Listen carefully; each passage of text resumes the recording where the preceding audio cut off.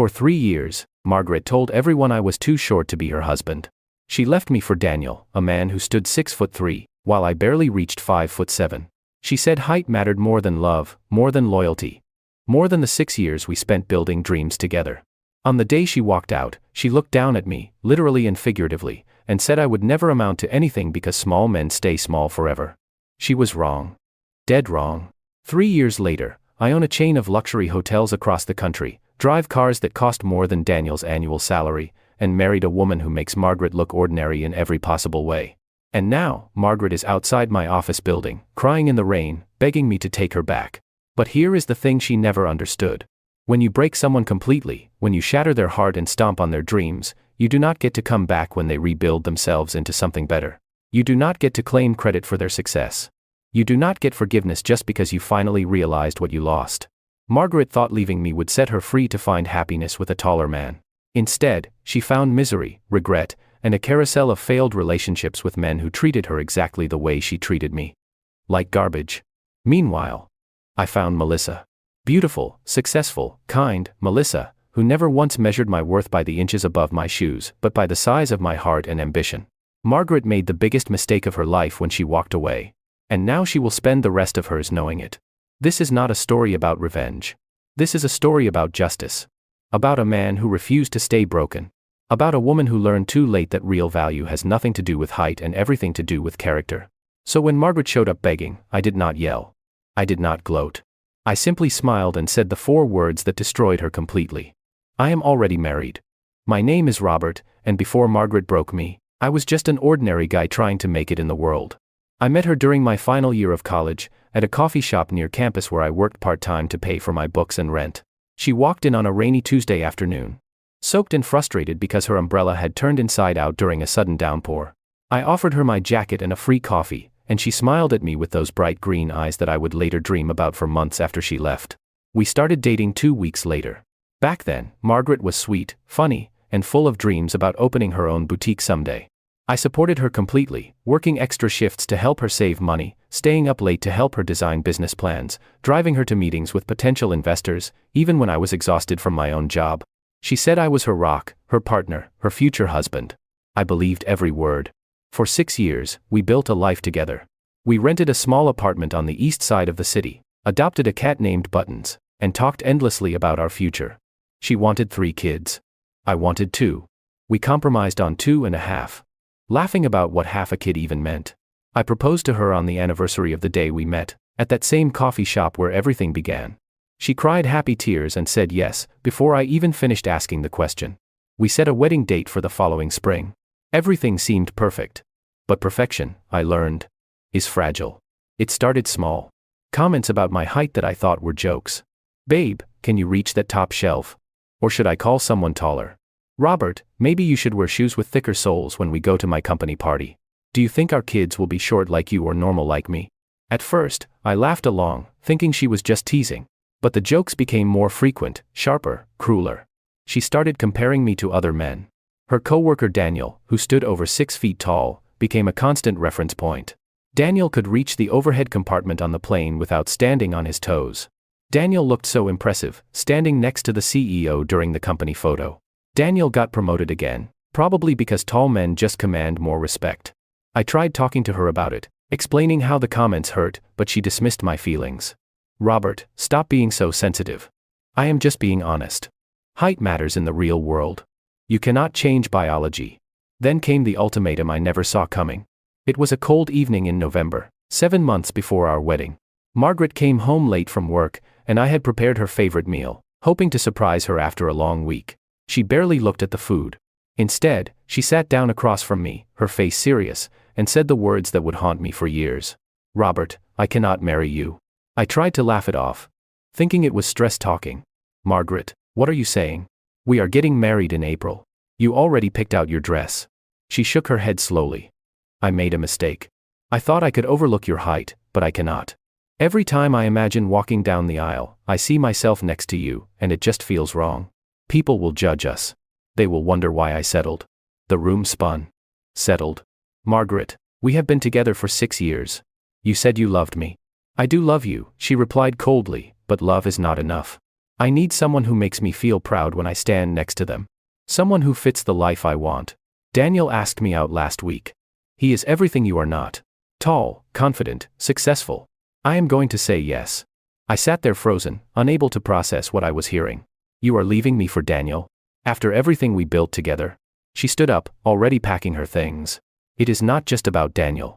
It is about me choosing the life I deserve. You will understand someday, Robert. This is better for both of us. You will find someone who does not care about height. And with that, Margaret walked out of my life. She took her clothes, her cat, her dreams, and left me sitting alone at a table set for two, staring at a meal that would go cold and uneaten. The engagement ring I had saved months to buy sat abandoned on the counter. She did not even take it. That night, I did not cry. I sat in silence, replaying every memory, every promise, every moment I thought we were building forever. And slowly, the heartbreak transformed into something else. Determination. Margaret thought my height defined my worth. She thought leaving me would lead her to happiness. But she forgot one critical thing. Height does not measure ambition. It does not measure intelligence, drive, or the willingness to fight for what you want. She saw a short man with limited potential. I saw an opportunity to prove her wrong in every possible way. The next morning, I quit my dead-end job and enrolled in a business accelerator program I had been too scared to apply for. I stopped trying to make myself taller and started making myself better. Smarter. Richer. Stronger. Margaret wanted someone who fit her image of success. Fine. I would become so successful she would regret every shallow word she ever spoke. I threw myself into work, into learning, into building something that would last. I networked with people who saw my value, invested in ideas that others dismissed, and took risks that terrified me. Slowly, painfully, I started to rise. And 3 years later, when Margaret came crawling back, she found a version of Robert she no longer recognized. A version who no longer needed her approval. Or her love. The first year after Margaret left was the hardest year of my life. I thought I had prepared myself for heartbreak, but nothing prepares you for the emptiness that follows when the person you planned forever with suddenly decides you are not enough. The apartment we shared felt haunted. Every corner held memories. The couch where we binged terrible reality shows. The kitchen where we burned dinner more times than we successfully cooked it. The bedroom where we whispered promises we both believed would last. I could not stay there. 2 weeks after Margaret left, I moved out and into a tiny studio apartment across town. It was cramped, depressing, and smelled faintly of mildew, but it was mine. And more importantly, it held no ghosts. I threw myself into the business accelerator program with a desperation that bordered on obsession. While other participants networked casually and took weekends off, I worked around the clock. I attended every workshop, studied every case study, and pitched ideas until my voice went hoarse. My first business idea failed spectacularly. I tried launching an online marketplace for handmade furniture, convinced it would fill a gap in the market. Instead, it filled a gap in my bank account, draining what little savings I had left. I lost thousands of dollars and months of work. Most people would have quit. But I was not most people anymore. Margaret leaving me had stripped away my fear of failure. What was the worst that could happen? Someone would laugh at me, judge me, think I was not good enough. Margaret already did all of that. There was nothing left to lose. So I picked myself up, analyzed what went wrong, and started again. My second idea worked. Barely. I created a consulting service helping small hotels improve their customer experience and online presence. It was not glamorous, but it paid the bills. More importantly, it taught me everything about the hospitality industry. How hotels operated, where they struggled, what customers actually wanted versus what businesses thought they wanted. I worked with dozens of small properties, learning their pain points, understanding their challenges. And slowly, an idea began forming. What if I could create a hotel chain that solved all these problems? A brand focused on affordable luxury, where regular people could experience 5-star service without 5-star prices. I spent 6 months researching, planning, creating financial projections that kept me up until 3 in the morning most nights.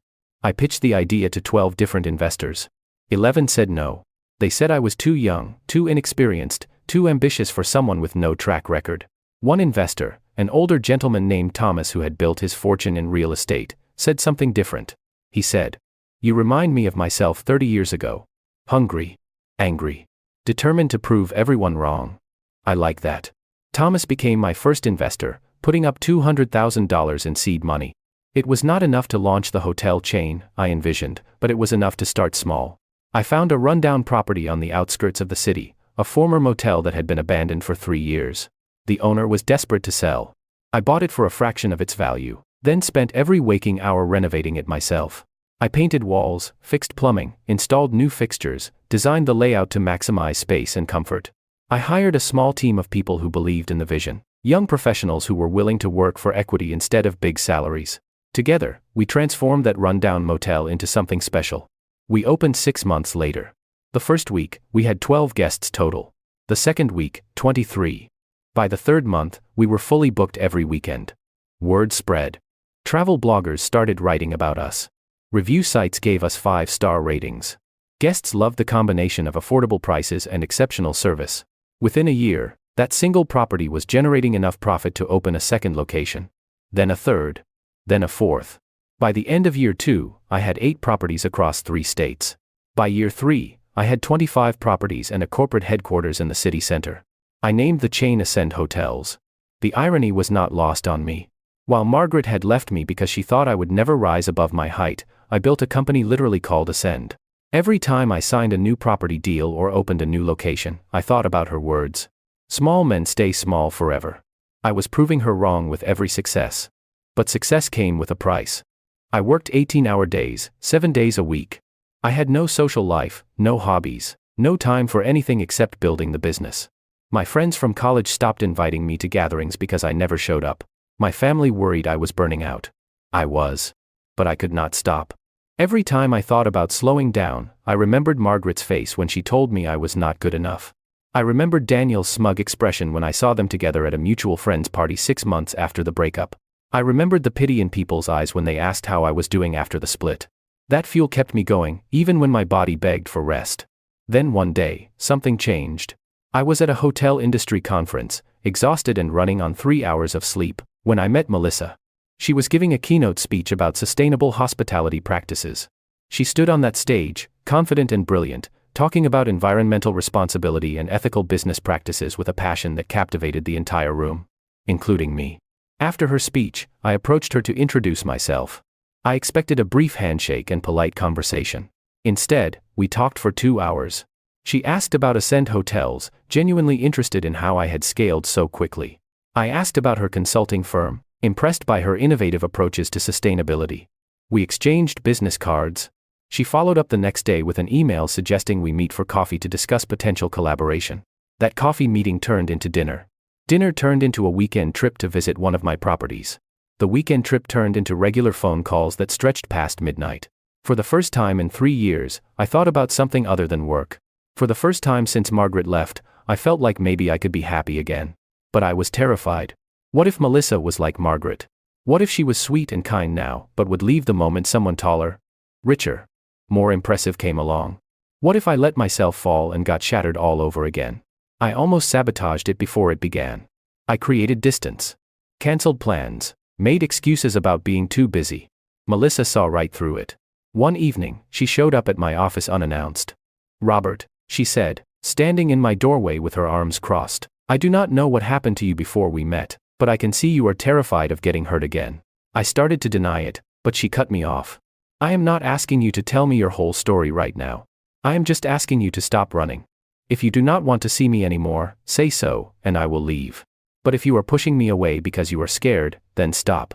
I am not going anywhere unless you tell me to." So I told her everything. About Margaret, about the breakup, about the comments about my height and the years of feeling inadequate. About building Ascend Hotels to prove her wrong. About being terrified that anyone I cared about would eventually see me the way Margaret did. Melissa listened without interrupting. When I finished, she was quiet for a long moment. Then she said something I will never forget. "Robert, I do not care how tall you are. I care about who you are. And the man I see is someone who turned pain into purpose. Rejection into resilience. That is attractive. That is valuable. That is enough." For the first time in 3 years, I believed someone could love me exactly as I was. And that is when my real life began. Falling for Melissa terrified me in ways I had not expected. After Margaret, I had built walls so high I convinced myself they were permanent. I told myself I did not need love, did not need companionship, did not need anything except success. But Melissa walked into my life and those walls started crumbling. Every time she smiled at me, I felt something crack inside. Every time she reached for my hand, I felt the old wounds reopening. Not because she hurt me, but because letting someone in again meant risking everything I had barely survived losing before. The nightmares came back. I had not dreamed about Margaret in over a year, but suddenly she was there every night.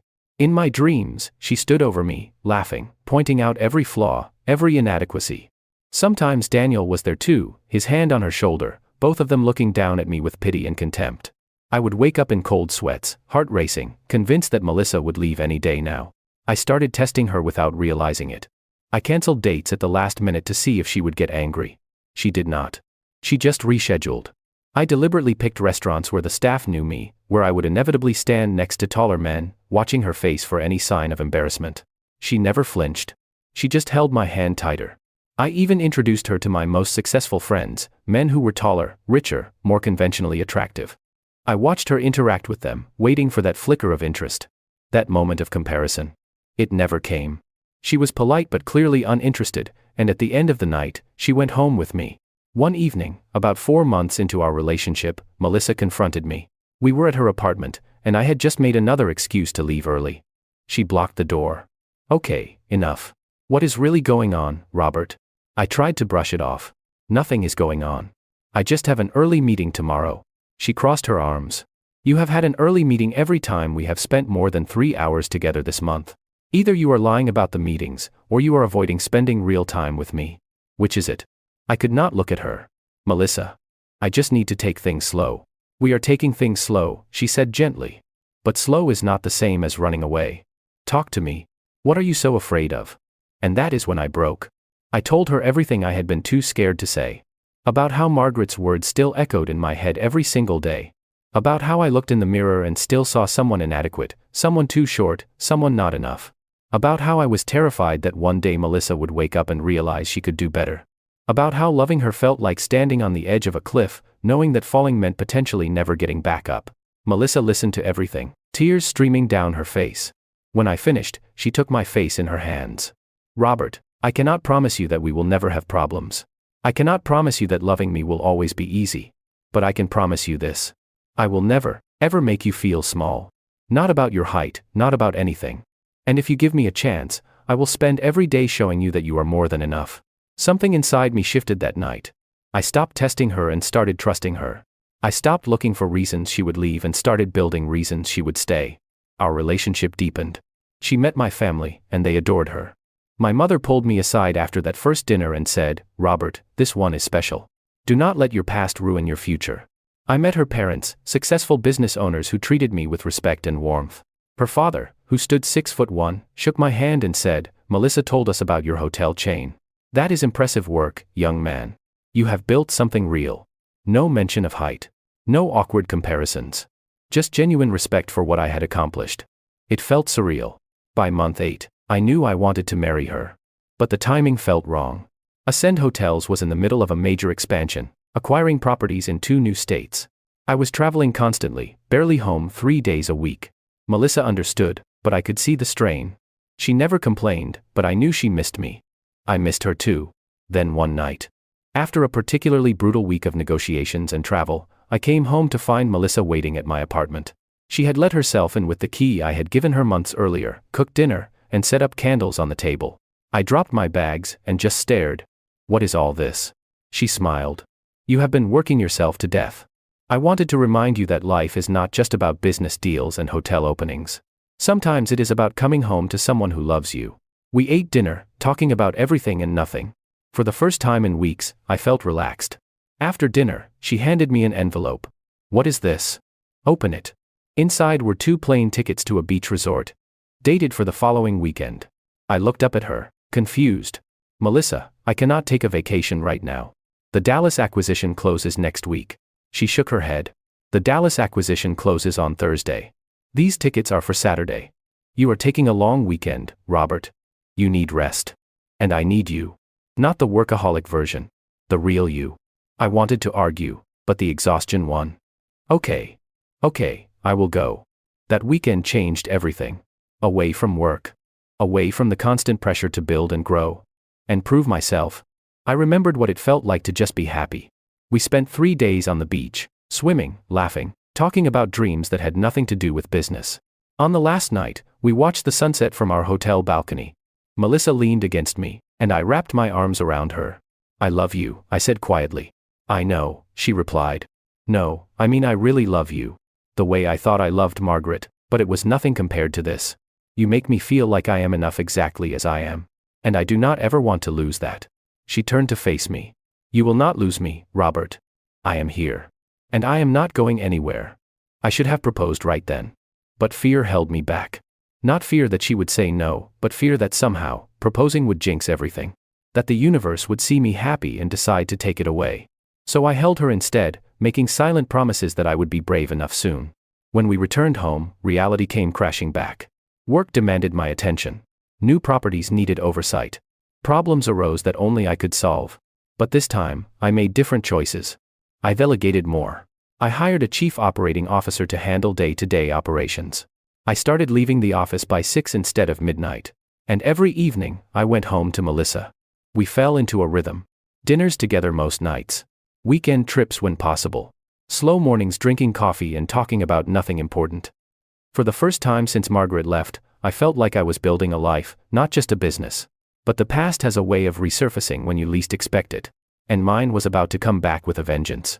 I was at a charity gala for a local children's hospital, an event I attended every year as a major donor. Melissa was with me, stunning in a navy blue dress that made every head turn when we entered. We were mingling with other donors when I heard a voice I had not heard in 3 years. Robert? I froze. That voice still had the power to send ice through my veins. I turned slowly, and there she was. Margaret. She looked different. Thinner, with shadows under her eyes that makeup could not quite hide. Her dress was designer, but it hung on her frame like she had lost weight recently. But it was definitely her. Melissa felt me tense, and squeezed my hand gently. Robert, she said again, stepping closer. I heard you would be here tonight, but I could not believe it. You look so different. I found my voice. Margaret. What are you doing here? She laughed. But it sounded forced. I am here with Daniel. He got invited through his company. We are engaged now, actually. She held up her left hand, showing off a diamond ring that looked expensive but somehow lacked sparkle. Congratulations, I said flatly. She looked past me to Melissa, and I saw something flicker in her eyes. Envy.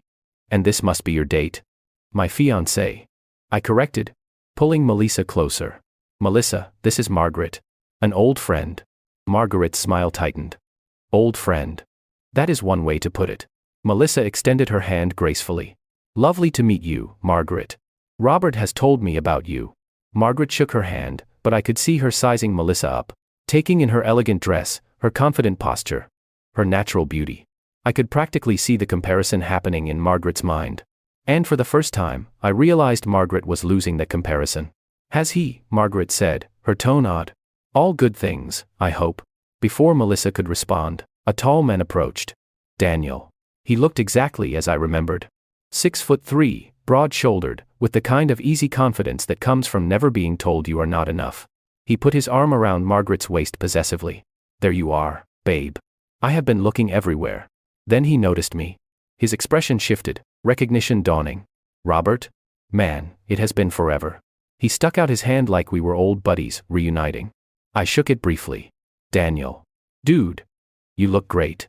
I heard you started some kind of hotel business. That is awesome, man. Good for you. His tone was patronizing, like he was congratulating a child on a lemonade stand. I smiled coldly. Ascend Hotels. 25 properties across 8 states, soon to be 30 properties by end of year. Daniel's smile faltered slightly. 25. Wow, that is impressive. Margaret was staring at me like she was seeing me for the first time. 25 hotels? Robert, I had no idea you had become so successful. I shrugged. A lot can happen in 3 years. An awkward silence fell over the group. Melissa, ever gracious, broke it. Well, it was lovely meeting you both, but Robert and I should find our table. The program is starting soon. As we walked away, I could feel Margaret's eyes on my back. The rest of the evening passed in a blur. I sat through speeches and presentations, but my mind was elsewhere. Seeing Margaret and Daniel together, engaged, should have bothered me. A year ago, it would have destroyed me. But sitting there with Melissa's hand in mine, I felt nothing except relief that I had escaped. After the gala, Melissa and I went back to my place. She was quiet in the car, and I knew she was processing the encounter. Inside, she finally spoke. That was Margaret. The one who left you. I nodded. How do you feel? I thought about it honestly. I feel like I dodged a bullet. She smiled slightly. Good answer. But Robert, I need to ask you something. Anything. Do you still have feelings for her? I looked at her directly. No. I stopped having feelings for her a long time ago. Seeing her tonight just reminded me how lucky I am that she left. Because if she had not, I never would have found you. Melissa kissed me. And we went to bed. But later that night, I could not sleep. I kept thinking about the look on Margaret's face when she learned about my success. She had looked shocked, yes, but also something else. Regretful. And that planted a seed of worry in my mind. The next morning, I woke to find 3 missed calls from an unknown number and a text message. The text was from Margaret. It is Margaret. I got your number from a mutual friend. Can we talk? I need to explain some things. Please. I showed the message to Melissa over breakfast. She read it and handed my phone back without expression. What are you going to do? I do not know. Part of me wants to ignore it. Part of me wants to hear what she has to say. Melissa was quiet for a moment. Then, she said, if you need closure, if talking to her will help you fully move on, then do it. I trust you, Robert. And I am not threatened by your past. I am your future. I loved her even more in that moment. So I texted Margaret back. One conversation. That is all. She replied within seconds.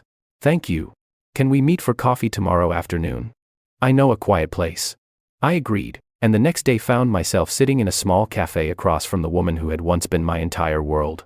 Margaret looked nervous, fidgeting with her coffee cup. Thank you for meeting me. I know I do not deserve it. I stayed silent, waiting. She took a deep breath. Robert, I need to apologize. For everything. For how I treated you, for the things I said, for leaving the way I did. I was cruel and shallow, and you did not deserve any of it. I appreciate the apology, I said carefully. But why now? Why after 3 years? She looked down. Because I have spent the last 3 years realizing I made the biggest mistake of my life. And here it was. The real reason she wanted to talk. Go on. Daniel proposed 6 months ago. I said yes, because I thought he was what I wanted. Tall, successful, confident. Everything you were not, in my mind. She paused. Struggling with the words. But being with him has been miserable.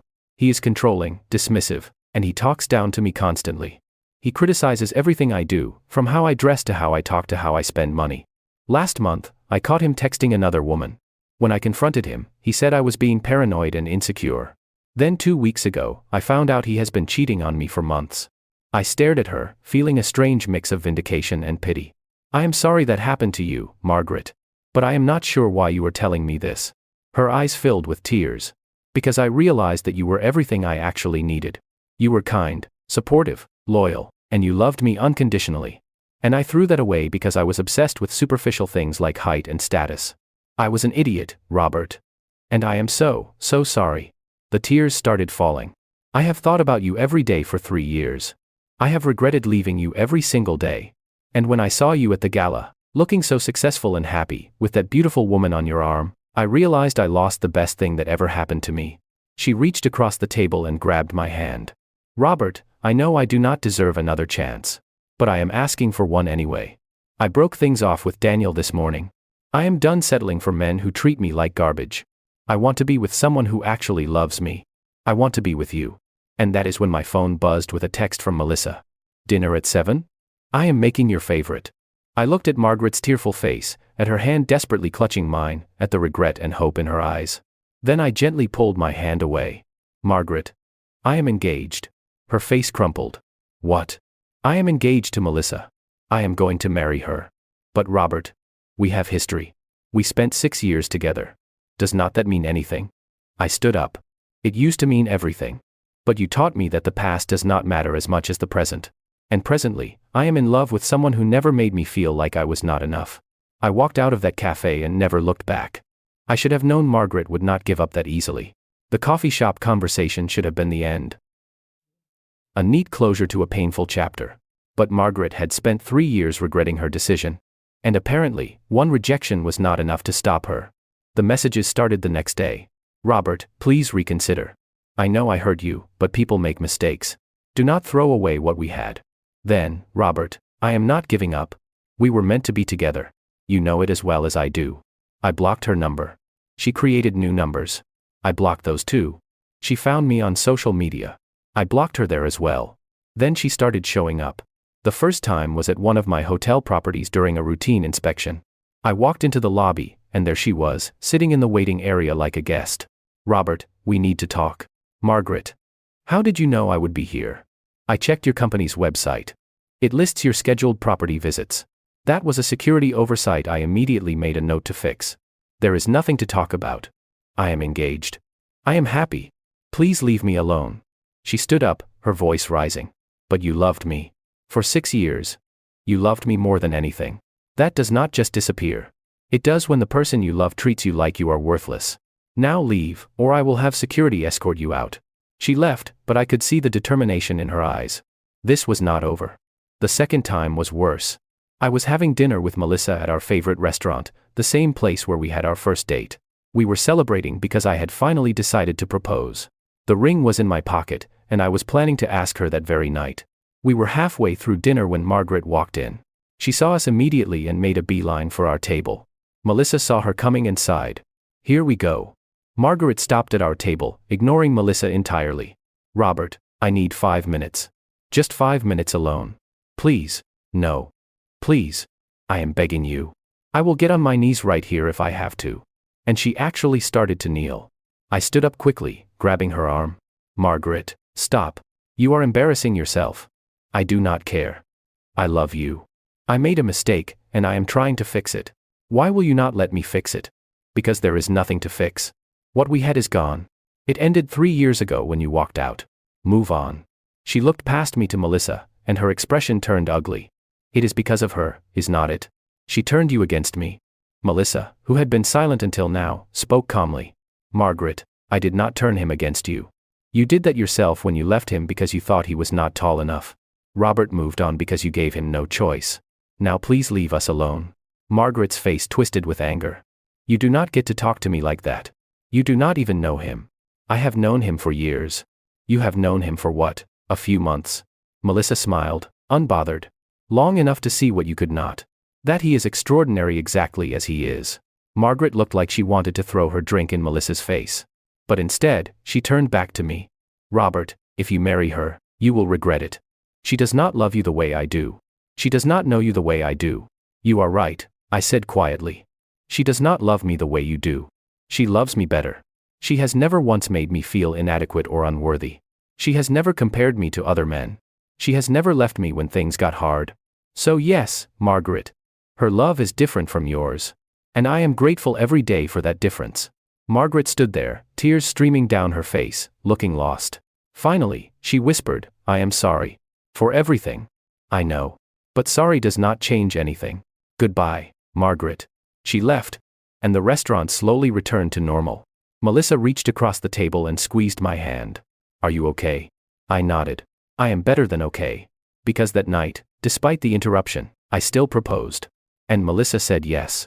We set a wedding date for 6 months later, a small ceremony with close friends and family. I thought Margaret was finally out of my life. But 3 weeks before the wedding, she made one final desperate attempt. I was at home alone. Melissa was visiting her parents for the weekend. When my doorbell rang, I opened it to find Margaret standing there, mascara running down her face, clearly drunk. "Margaret, what are you doing here? How did you even get my address?" "I have my ways." She stumbled forward, and I caught her before she fell. "Robert, please do not marry her. Please. I will do anything. I will change. I will be better. Just give me one more chance." "Margaret, you are drunk. Let me call you a cab." "No." She grabbed my shirt. "I love you. I have always loved you. I made a mistake, but that does not mean we are over. Fight for us.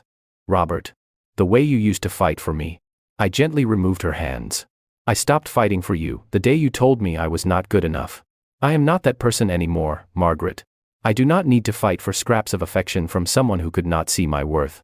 I have someone who sees it without me having to beg." She collapsed against me, sobbing. "I do not know what to do. I have ruined everything. Daniel is gone. You are gone. I am so alone." I helped her to the couch and got her some water. Part of me, the part that once loved her desperately, felt sympathy. But the rest of me knew this was not my problem to fix. "Margaret, you need to figure out your life without using me as a crutch. What we had is over. Truly over. You need to accept that and move forward. But I do not know how. That is something you will have to figure out." I called her a cab and waited with her until it arrived. As she was leaving, she turned back one last time. Does she make you happy, Melissa? Yes. Happier than I ever thought possible. She nodded slowly. Then I guess I got what I deserved. The cab pulled away, and I never saw Margaret again. The wedding was perfect. Small, intimate, filled with people who actually cared about us. Melissa looked breathtaking in a simple white dress, and when I saw her walking down the aisle, I knew without a doubt I was marrying the right person. We exchanged vows we had written ourselves. Mine included a line that made Melissa cry. You saw me when I was broken and chose to love me anyway. You never tried to fix me or change me. You just showed me that I was never broken to begin with. I will spend the rest of my life being worthy of that love. Hers included a line that made me cry. You taught me that real strength is not about how you look or how tall you stand, but about how you rise after falling. And Robert, you rose higher than anyone I have ever known. I am so proud to call you my husband. We danced, celebrated, and started our life together.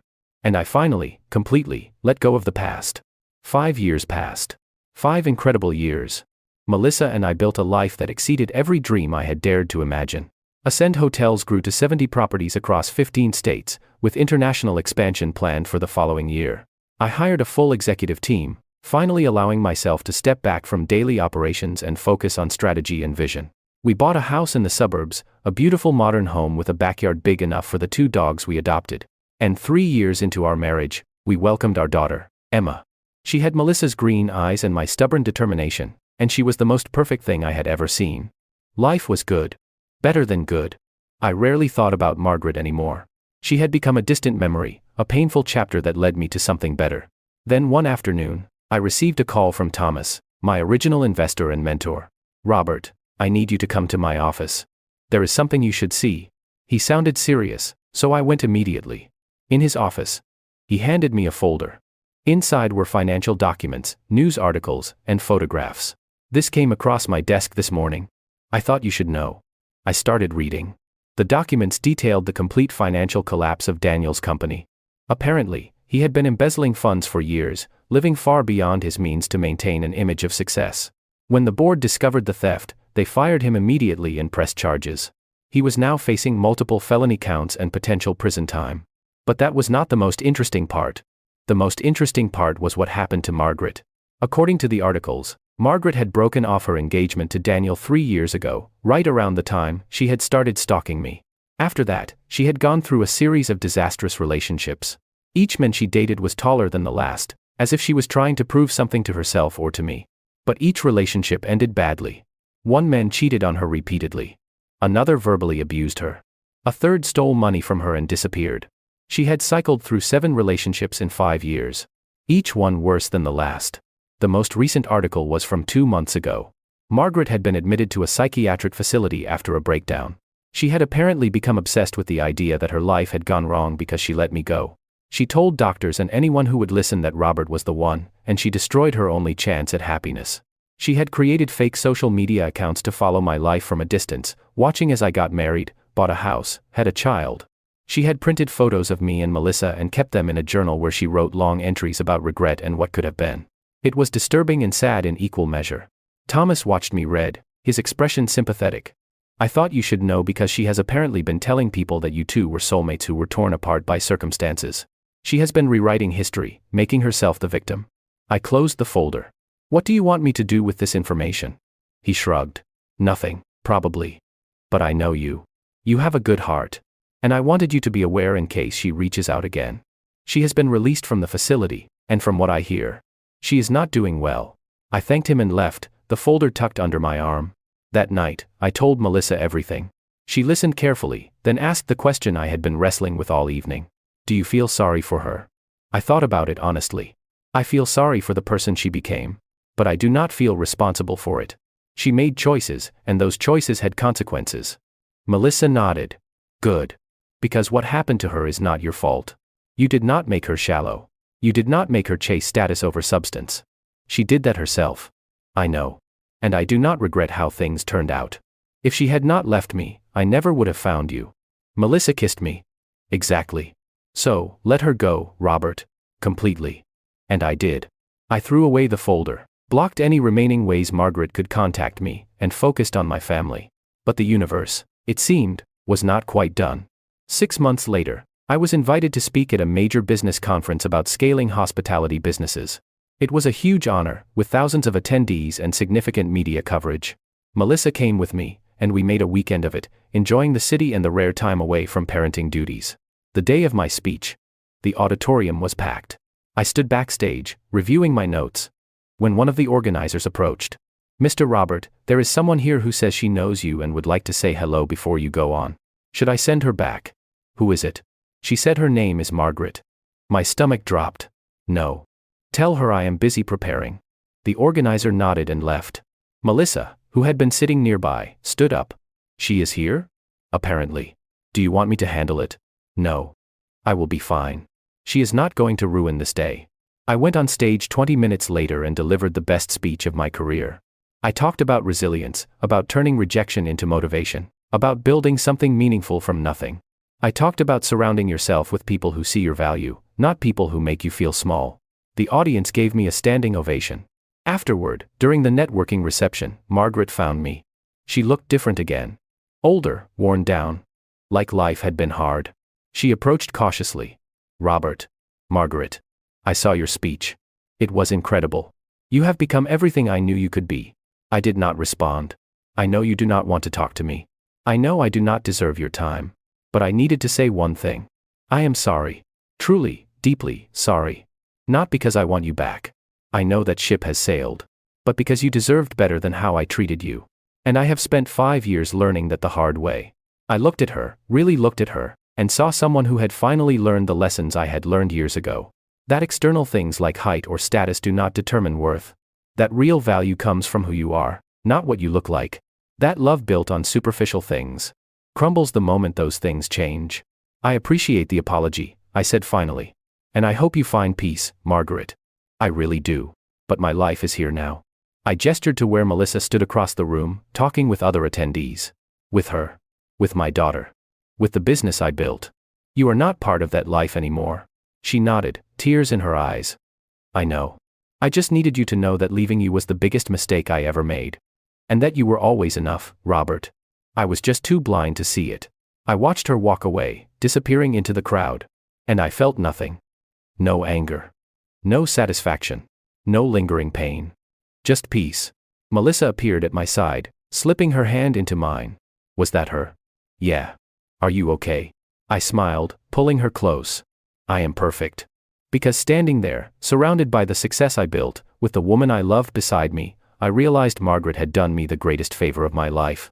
She had broken me down completely, forcing me to rebuild myself into someone stronger, more resilient, more successful. She had left me, pushing me toward the person I was meant to be with. And she had taught me the most valuable lesson of all, that the people who leave you when you are at your lowest do not deserve to celebrate with you when you reach your highest. Real love does not measure you. It does not compare you. It does not make you prove your worth. Real love sees you, accepts you, and builds you up. And I had found that with Melissa. Margaret spent 5 years drowning in regret, cycling through toxic relationships, obsessing over what she lost. I spent 5 years building an empire, marrying my soulmate, and creating a family. She lost everything chasing superficial ideals. I gained everything by refusing to let her rejection define me. That is not revenge. That is justice. Years later, I heard through mutual acquaintances that Margaret eventually found stability. She went to therapy, worked through her issues, and eventually found someone who treated her well. I was genuinely happy for her. Not because I forgave her, but because her happiness or unhappiness no longer affected me. She was a chapter in my past, and my present was too beautiful to look back. Emma grew up strong and confident, never once hearing from me that her worth depended on how she looked or how tall she stood. I taught her that value comes from character, kindness, and determination. Melissa and I celebrated 20 years of marriage last month. We renewed our vows on a beach, surrounded by friends, family, and the life we built together. And as I stood there, holding her hands, I thought about that broken, heartbroken man from years ago. The one who thought he was not enough. The one who almost let rejection destroy him. And I smiled. Because that man did not stay broken. He rose. He built. He succeeded. And he found love that did not require him to change a single thing about himself. Margaret was right about one thing. I was too short. Too short to waste time on people who did not see my worth. Too short to beg for love from someone who would not give it freely. Too short to let someone else's opinion define my value. And in being too short for her, I became exactly the right height for the life I was meant to live.